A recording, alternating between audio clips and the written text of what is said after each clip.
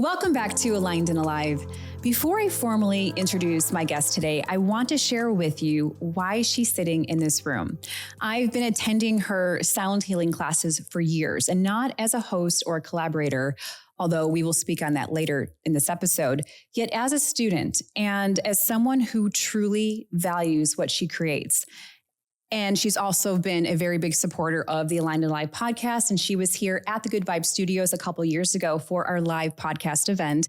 And in a world where the healing space can sometimes feel noisy, performative, or even deceptive, where we've seen integrity slip, smoke and mirrors marketing replacing depth oftentimes, I have a profound respect for her values. She leads with consistency, with humility, and with integrity. And that all matters. It's an honor to welcome Cary Ballou. She is the founder of Shanti Sound here in Scottsdale, Arizona. And today we're talking about what it means to do this work without performance, without illusion, and without selling something you don't embody. We're talking about integrity in action and so much more. So stay with us. Cary, welcome. Thank you. I'm so glad we finally made this happen. We've been talking about this for years. And for those listening, before Cary founded Shanti Sound, she spent decades in the corporate world. Yes. So you've seen it all. And you strike me as somebody who doesn't just impulsively pick up and leave. Like you have a plan. That's how I've always seen you as. And so when you were in that previous chapter, did you always know that you'd leave, or did something have to collapse first? No, I didn't at all. I would say that there was an underlying question in my mind during all of those years that I was grinding away in different corporate jobs of what am I doing here and why am I doing this? And isn't there some way that I can serve? And so that was always in the back of my mind. Like, how can I give back? How can I serve? Because I didn't feel like I was doing that in any of the job environments that I was in, even though some of them have been service-based. It just felt like a job. It felt like survival. It felt like going to work every day and collecting paychecks, because that's what you needed to do to survive and climb the ladder, I suppose you'd say. And for those that aren't aware, what was your position in the corporate world? I had a variety of different positions. Generally, marketing and advertising was most of my career, with a little stints here and there in life insurance, estate planning. But it wasn't until 2008 when the big market crash happened that all advertising and marketing jobs disappeared. So I transitioned into the construction industry, worked for a commercial flooring company, made my way into a project management position at a construction project management firm, which was completely out of the realm of anything that I had done before or had any experience with. But I found that I was able to be pretty versatile when I needed to make changes and fit into a new environment. So that was when the stress in my life really started to amplify and accelerate and become unmanageable. And so at that point, what did you do to start seeking out that next step to heal, to deal with the stress that was coming up for you? First of all, I did not know anything about meditation. I thought I was one of those people who didn't know how to meditate because I lived with so much suppressed stress and anxiety. While on the surface, of course, I was going about my day, making it look like I wasn't suffering from those things. I didn't have any experience or knowledge about anything in the holistic healing world other than I was doing a lot of yoga. The rest of it was truly self-medicating. It wasn't until, I think it was about 9 years ago now, that I was on a quick vacation to LA, and I had reconnected with a childhood friend who had moved out there to get healthy. She'd had a lot of health challenges over the multiple years, and she and I were talking about her road to recovery and her road back to health. And she said, "Have you ever had a sound bath?" And I said, "No," but I was willing to do anything. I was willing to try anything because She said that those and discovering sound healing had been a tremendous part of her recovery and her road back to health and happiness. And she said, honestly, I don't know how successful I would have been on this journey without it. Mm-hmm. It's powerful for those who haven't experienced it. Do you ever feel that there's a little too much woo-woo attached to it for those that don't really understand the like neurological benefits, what it really does for the nervous system? Well, I think we still live in a society that generally thinks that anything that's outside what they don't understand is woo-woo. For sure. But for me personally, although as I mentioned, I didn't know about holistic healing modalities and I hadn't dove into them, I was always fascinated by astrology growing up. In the last, say, 15, 20 years of my life, I consulted with tarot readers for guidance. So there was a part of me that was always seeking guidance, whether it was through prayer or through church, but also through other means too. So those were parts of me and where I found some guidance that I could get that resonated with me. I think most people still don't understand the power of sound. And it wasn't until I started studying it myself that a whole awakening process happened and a whole new realm of understanding and really relief came over me, because when I started understanding the power of this and I understood the physics behind it and the science behind it, which is how I deliver it to a lot of people that would consider it to be woo-woo, as you characterized it. I will back it with science a lot, because for those people out there who don't understand and embrace the things that you and I do as part of our daily lives, I'll give them the science. And that's what I love about you so much. So Cary she breaks it down really crystal clear on exactly what it does for you. So let's take some time to inform the listeners and viewers exactly what happens in a sound bath. Well, first, it is designed to drop the brainwave state out of alert consciousness and into meditation. It can be used for anything. It can be used for stress, anxiety, depression, post-traumatic stress disorder, chronic pain.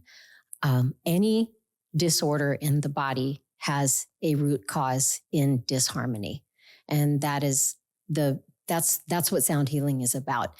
When we understand that we are made up entirely of energy, just like the universe around us, then we learn through the language of sound healing that every component of the human body has a frequency.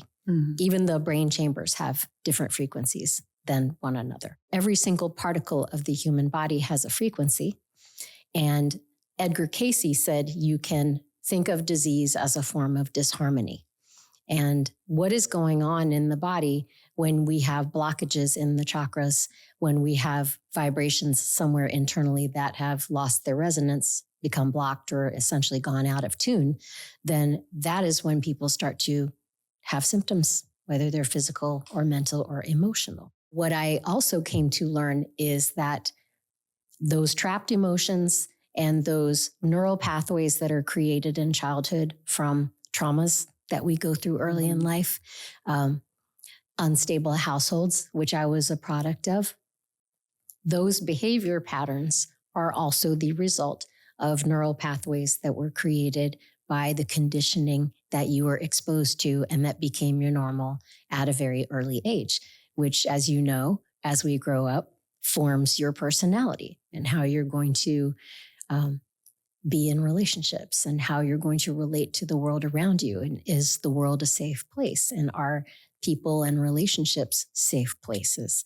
So sound is such a powerful ancient modality to undo and heal practically any kind of damage, whether it's something that happened to a person physically or something that is helping to rewire the neural pathways in the brain to get them out of those painful, repetitive things that can tend to repeat themselves by the behaviors that we grew up with that became our normal.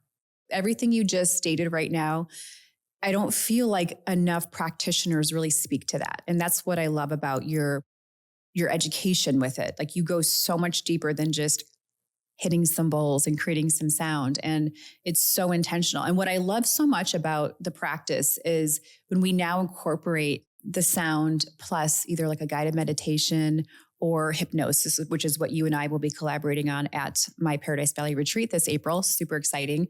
But it speaks to what you just said. I mean, now we can really get into the nervous system and start interrupting all those patterns and programming that we've been holding onto, not just up here mentally, yet physically inside of our bodies. Mm-hmm. And so when you don't disrupt that, as you know, it creates dis-ease in the body.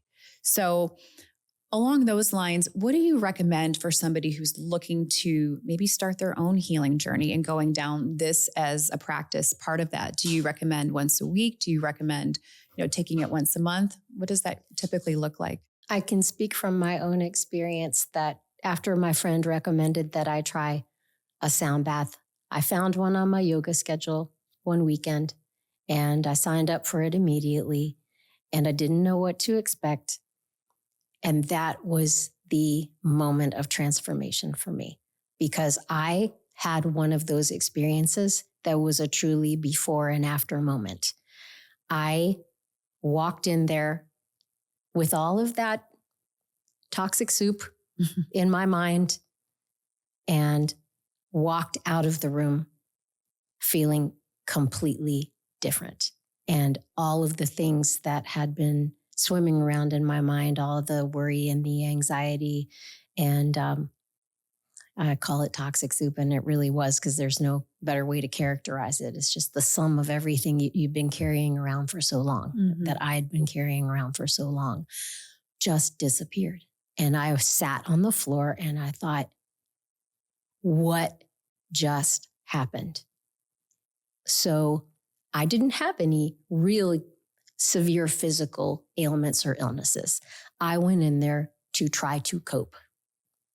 And that is what I had told therapists that I'd gone to before. I said, I just want a way to cope with everything. For me, and for those people listening out there that are searching for something because the antidepressants aren't a long-term solution. Maybe you're not able to see your therapist as often as you would like to. Maybe no matter what you're doing to try and alleviate the sadness, the depression, the anxiety, the repetitive thoughts. For me, this is what did it. Mm-hmm. For many people that come in that have never done it before, they have the same experience that I did. What I would like to share with everybody is at least try it, because you might just have an experience like I did. And that's why I took this huge risk and I opened Shanti Sound, because the bottom line for me is if it can do what it did for me in 1 hour, then everybody needs to know about this. And it has changed everything about my life. And how many years are you going on now? Well, I got certified in 2019. So 7 years ago, I had just started school, and that seems so incredible because time has flown by. And then Shanti Sound just celebrated the 4th anniversary of being open. And there wasn't a place that I found. And to go back to your question for a moment, I was going every Sunday because that's all I could find. I knew that it was going to be on the schedule every Sunday. That was my 1 hour of the week that I could go in there and disconnect from everything that was going on and go to a different place in my mind. And so I was going every Sunday. And then I looked around as I got trained and I started making appearances and I started, spreading the word by Instagram account. And I got a mind body account so that I could have a sign up software wherever I was appearing or renting space. But what I came to realize as I dove into it, and it became such a critical part of my life and it became my mission, which I very clearly found out as I was continuing to do the healing work on myself, that became crystal clear that this is your mission. This is why you're here. This is what you're supposed to be doing, which thankfully answered a lifelong question that I did not have an answer to. There wasn't a place where you could sign up for a regular sound healing session every week and count on and go to. So that's why I opened. And here we are 4 years later, and there are lots of people that are embracing it and using it as part of their healing work. Yes. And you have positioned it even to go broader and bigger. You position it to go bigger, really, and taking it to the corporate wellness space, which I love. Just to your point, there are a lot of individual opportunities for sound healing locally and beyond. But rarely do you see a place where you can just go sign up and drop in as a class on a weekly basis. And so I love that you provide that. And it's such a freeing space to have men and women, by the way. It's not just women. So all you men who think that you would feel uncomfortable there, it's not. There are just as many men as well sometimes. So yeah, now you're on even the corporate world back again. How funny that is that it's almost full circle, but now you're in the healing space. Yes. In the corporate wellness. So speak more to that. Yes. Okay. This is so cool because I had many friends, especially women in the construction industry, design industry, architecture. I always wanted to expand into corporate wellness just because corporate wellness is trending. And Scottsdale happens to be a place where a lot of companies come to host conferences. Mm-hmm. So there's a lot of visitors coming from out of town, and I do get requests quite often from local companies too, of course, but a lot of people that are planning conferences. So there is more buzz about this. There is more interest in this. Mm-hmm. It's something anybody can do. I was asked by a friend of mine who is here in downtown Scottsdale, and she's a vice president of a big leasing, real estate, commercial real estate holdings, and she's in the leasing side of it. And she's a member of AZ Crew, Arizona Commercial Real Estate Women's Group, mm-hmm. and it's a networking group. She reached out to me and said, we'd like to do a different kind of networking event, and we'd like to have it at your studio and like for you to have a sound bath for the guests. And this was in the middle of July. You know how it is around here. Anybody who can get out of here gets out of here in July. So they said, well, we're not really sure what the turnout's going to be, but I said I can host up to 50 guests at my studio, and it sold out like 2 weeks before the event. And it was like middle of July, like July 16th. And so there were 50 women that came in, and some of them had done it before. Some of them were brand new to it. And I made a lot of connections as a result of that networking event. And the next thing you know, I had the busiest August that I've ever had in my career in sound healing, because I had construction company representatives reaching out to me.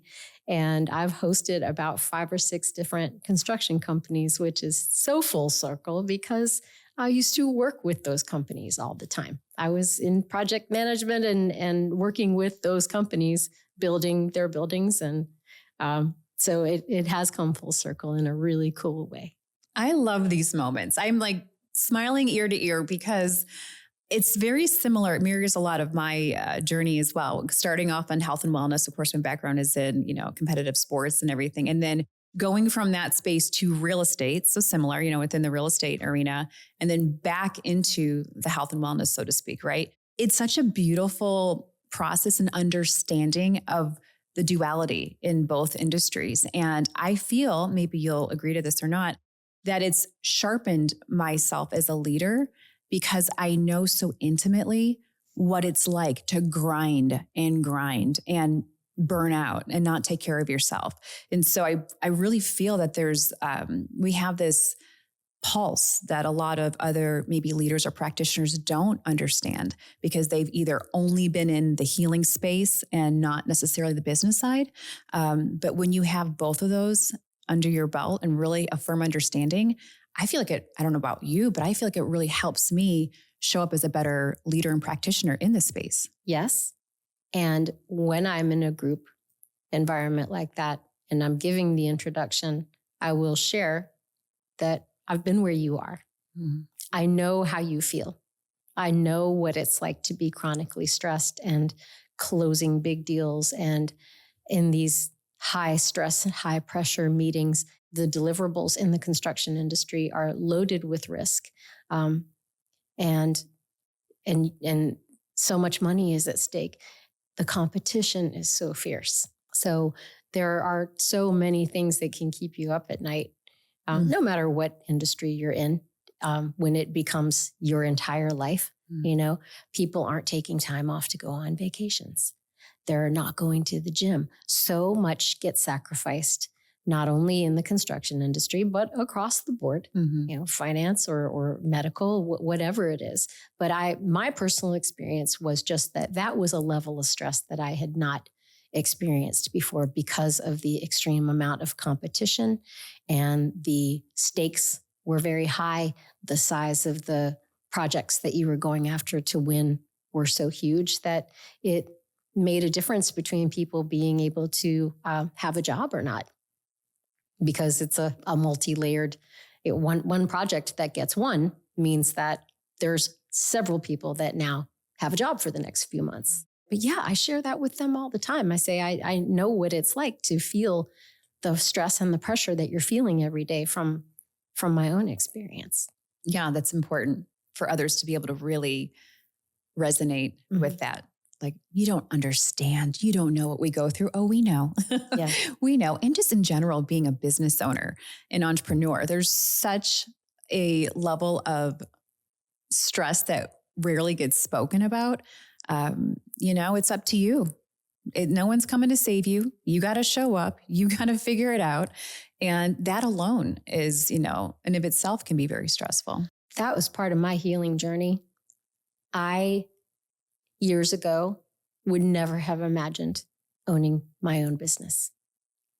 Others on the outside would say, you should own your own business. You'd be great owning your own business. And inside, I was like, what? I don't have the confidence for that. What in the world would I do? I was comfortable working for someone else because of the fears that I had that went back so long in my life. But yeah, nobody is coming to save you when you start out, and especially when you start out in an arena, a modality like sound healing that most people still don't understand. It's so ancient, and it goes back to every culture thousands and thousands of years ago because of the scientific nature of it. And we are definitely moving into a time where it's going to be a regular part of healing. I really and truly believe that. But getting to this point, starting your own business, believing in yourself, knowing that the end result is there, but it comes with belief long before the proof shows up. It's been a heck of a journey, and I'm so proud of myself and so excited that I took the risk when I did, because I knew that this day was coming. I knew that this was only going to become more visible out there in the public as people start to turn a different eye and take a harder look at what isn't working in my life. What am I trying to heal from? And why aren't the things that I'm doing working? This can absolutely start to change course with anything that might be going on with an individual. I echo all that. And we're seeing it so much right now, just through every aspect. Everyone is at a place, I believe, where it's divided now. It's either you're turning your back and you're hoping it goes away, or you're going, something's not right here anymore. Like, we need to figure things out and look at this with a totally different lens. And so I see, at least in my arena and my environment, the people that I hang out with, everyone is waking up more and more and more, and really taking a really good look at what does the next chapter of this life really look like? It takes a lot of bravery. Yeah. Because we have been so programmed into the belief that when something goes wrong, then you go to someone else that you don't even know and doesn't know you, and you hand over all your power to that person or that practice, saying, hey, fix me. But that is all really, it has to come from within. You have to be able to be brave enough to say, this isn't working. I need to make changes. It is still all too easy for people to say, I don't have time for that. I just want a pill for that. I get that. And I did that too. I went and said, I need something. I need to take something. I need a pill. I need a fix, because it was so scary to say, you know what, I've got to get to the bottom of this. And I know that getting to the bottom of this means going and facing some really, really hard things and peeling the onion back of what happened. What happened to you? You know who Gabor Mate is? Dr. Mate? Oh, yeah, absolutely. Yeah. So his works were very life-changing for me because he wrote a book over 20 years ago called When the Body Says No, exploring the stress-illness connection. And he made scientific correlations between different illnesses and behavioral patterns and the way that people grew up and the stresses and the traumas and the grief and the different environments that they were in and things that they went through and how those translated into different diseases.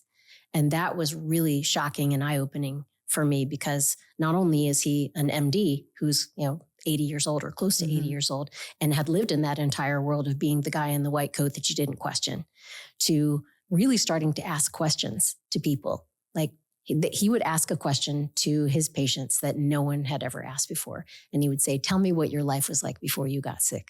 So we have to examine, each and every one of us, what was it in my life that contributed to me getting sick? Because it's not just diet, and it's not just stress, and it's not just fluorescent lights, and it's not just any one thing.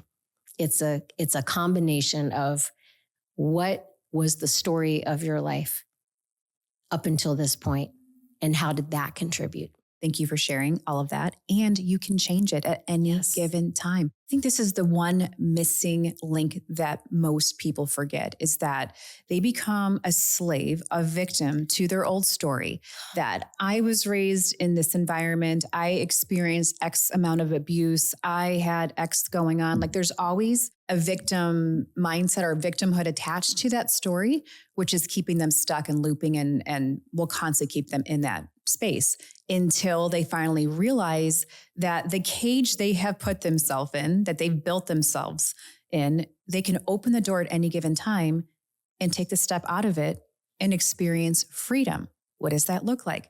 Maybe attending a sound healing class on a Sunday or whatever day that looks like. Maybe going into a retreat setting, to go deeper inward and figure out all those things that they're still carrying. So we have solutions. There's an outlet for all of it. It's just really opening the door and understanding that you are the solution, and you are also holding yourself hostage in many ways as well. So we're seeing a lot of that. I do want to touch on something that you brought up about, you mentioned it just a little bit ago about a practice. And we've spoke on this off camera at coffee a couple weeks ago on the industry and integrity and how it's not all the same. Some are operating with a higher standard and some are not. And we're watching parts of the healing space go through exposure as a whole, the wellness space, all of it. And not just individuals, but the systems enabling them. To me, that signals gaps in structure and accountability. From your perspective, where are the real blind spots? And if this industry is going to mature, what standards are overdue? You have to stay humble. If you are dedicating your life to healing work and educating people so that they can embrace sound healing or breath work or Reiki or any of those modalities that are now, starting to slowly become mainstream, which are ancient practices. This isn't anything new. These are old, ancient modalities that are now becoming popular in modern day consciousness. But as I mentioned to you before, when I said, if that can do what it did for me in 1 hour, then everybody needs to know about this, I really meant it. I am not doing this I'm not doing this because I thought, oh my God, nobody else is doing this the way I'm doing it. I can make so much money doing this. It was never about that. It was, this helped me on a profound healing journey that changed everything about my life. And I want you to be helped by it too. You have to separate the ego, and I think that's difficult for people. Wherever this takes me, it is going to be in service to other people. I mean, I enjoy the fact that we're here on this podcast today, and that 4 years have gone by, and I continue to be able to be more successful and reach more people, and do events and get the praise and the thanks and all those things that come along with it. But this is about education. This is about helping people, and this is. I think where you're going with this is, there have been some people who've become quite egotistical, or maybe, started to think that their leadership put them in a different place above where they used to be, or above other people. And that's understandable. And it's kind of the human condition, because we were, we grew up and were raised by celebrity worship, those kinds of things, like, people who have millions of dollars, they're special or different. Everyone is special. Mm-hmm. Everyone has a purpose here. No one is here by accident. But this is about helping people and about service, first and foremost. Always. And I feel that is exactly what I was, whether we're looking at the demise of, the glorified online Instagram guru, the spiritual gurus, we're seeing it across the board, what's going on right now. And we pedestal a lot of these people. And I feel that that's one thing we need to start teaching others, is not to pedestal these spiritual gurus, these Reiki masters, these practitioners, and bringing it down to a humanized level that, as to what you said about ego, like taking the ego out.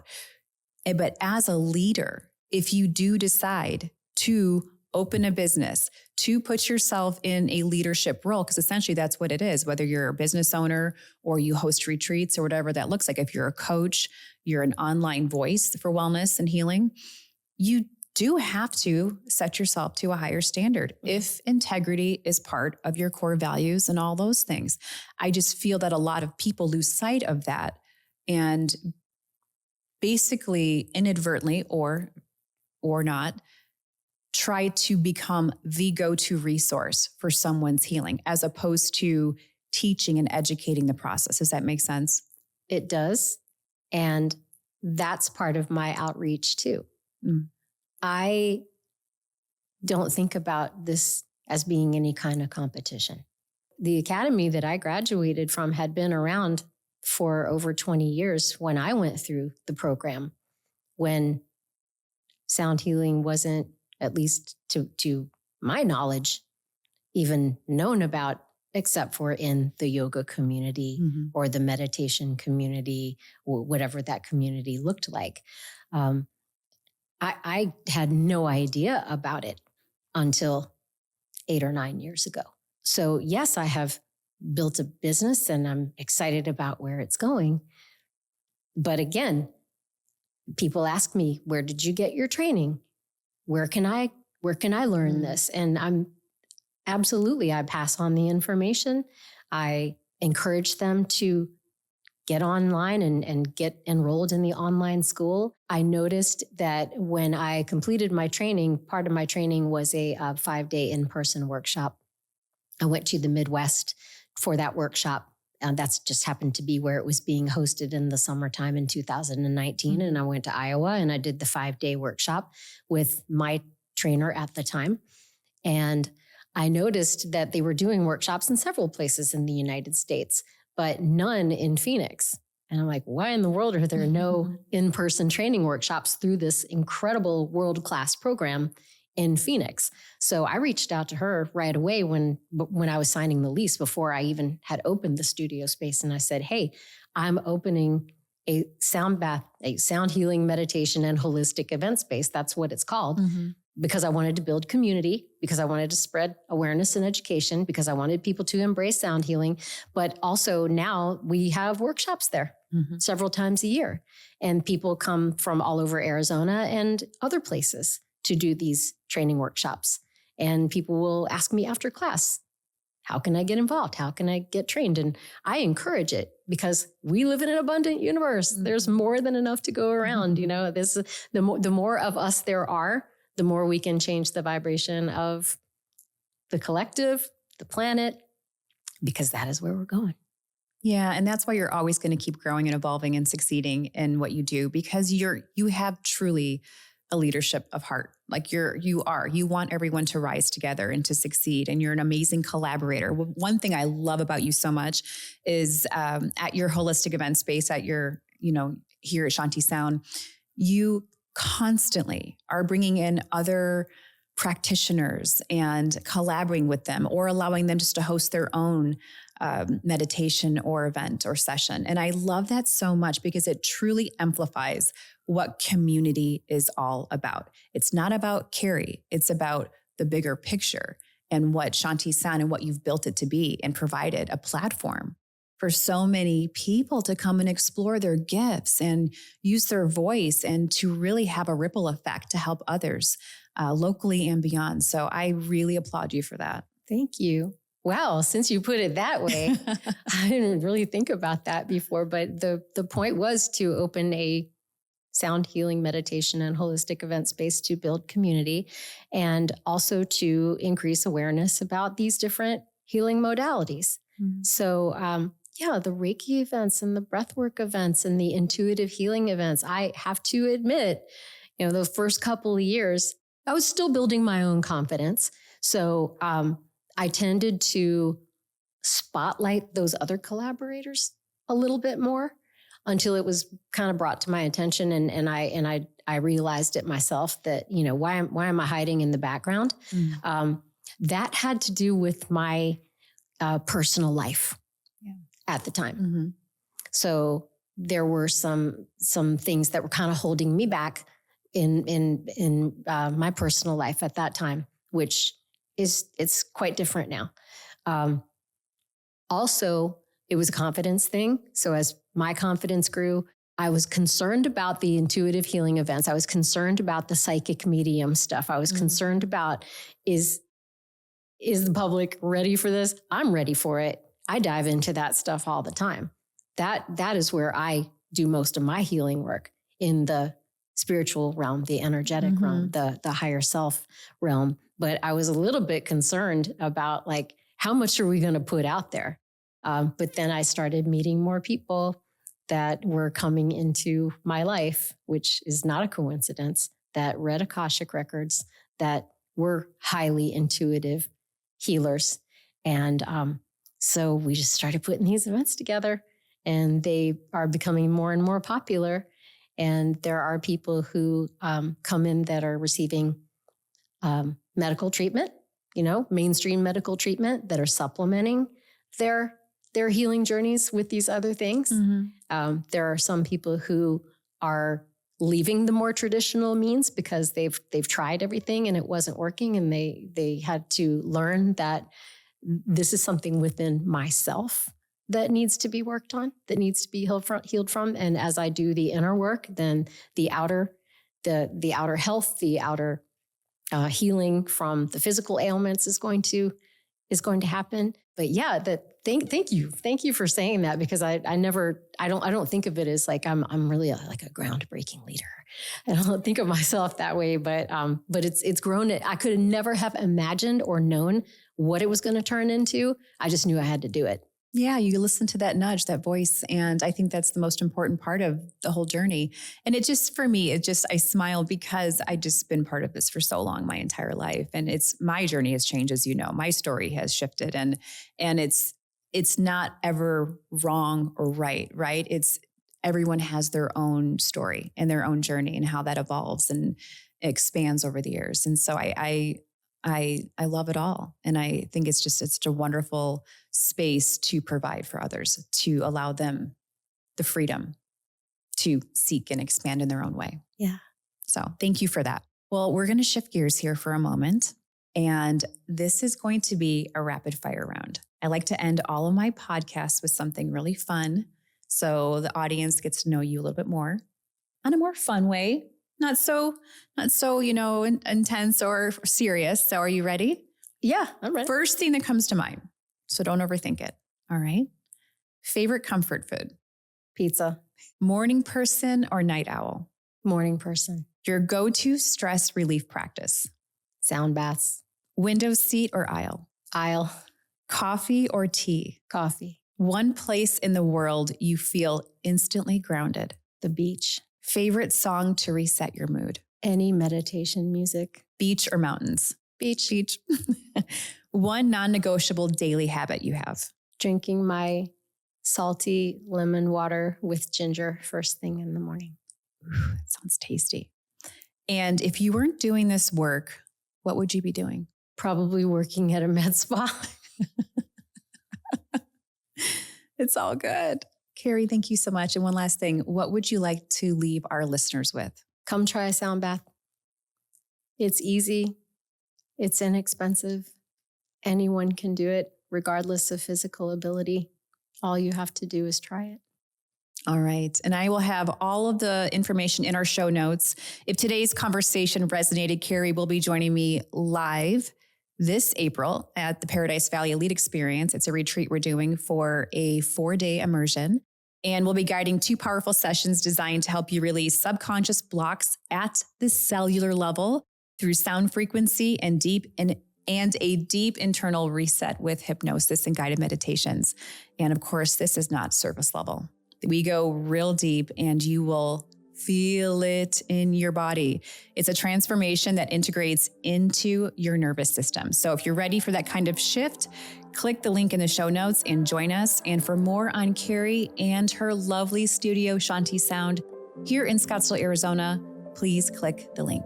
Thank you so much for being here. Thank you. I really enjoyed this. Me too.